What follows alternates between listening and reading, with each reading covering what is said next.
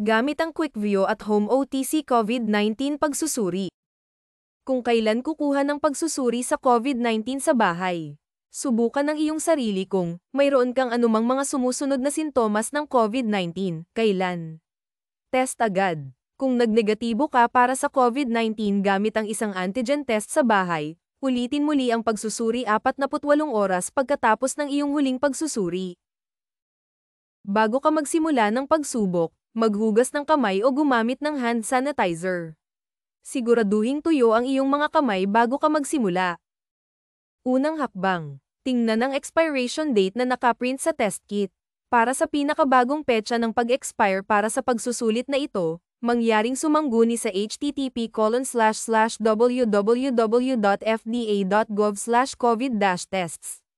Hanapin ang mga bahagi ng kit sa ibaba. Ikalawang hakbang, alisin ang takip sa isang tubo at ilagay ito sa lalagyan ng takip. Ikatlong hakbang, alisin ang pamunas mula sa wrapper. Dahan-daang ipasok ang dulo ng bulak sa butas ng ilong. Kuskusin ang pamunas sa loob ng bawat butas ng ilong nang hindi bababa sa 4 na beses. Ika-4 na hakbang, ilagay ang pamunas sa tubo. Haluin 3 hanggang 4 na beses. Iwanan ang pamunas sa solusyon sa loob ng 1 minuto. 5 hakbang, pagkatapos ng 1 minuto, alisin ang pamunas mula sa tubo sa pamamagitan ng pagkuskus ng pamunas sa loob ng dingding ng tubo. Ika-6 na hakbang, maingat na buksan ang test strip sa slit at hawakan ang test strip ayon sa itinuro. Ika-7 hakbang, ilagay ang test strip sa tubo na ang mga arrow ay nakaturo pababa.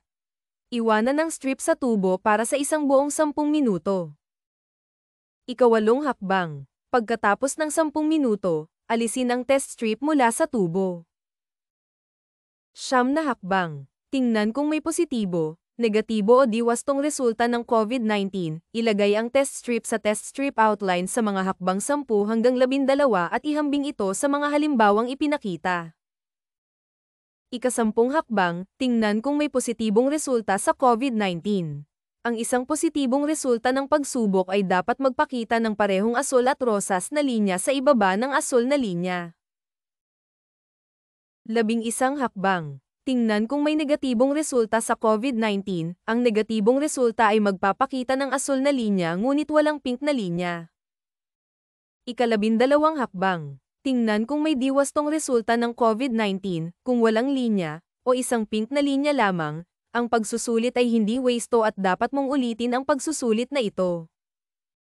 13 hakbang. Lahat ng ginamit na bahagi ng pagsubok ay dapat itapon sa iyong basura sa bahay. Pagkatapos makumpleto ang lahat ng hakbang, maghugas ng kamay o gumamit ng hand sanitizer.